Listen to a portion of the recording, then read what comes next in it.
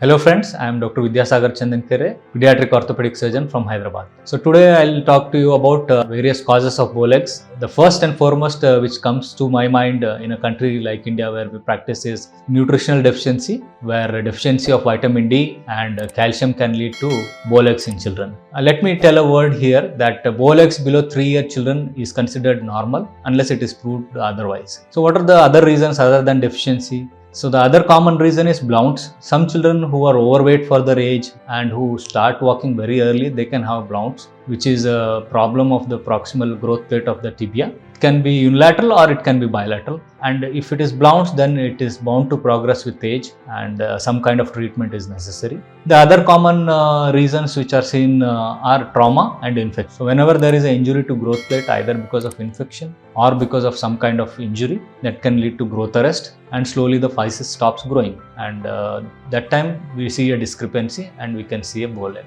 Thank you.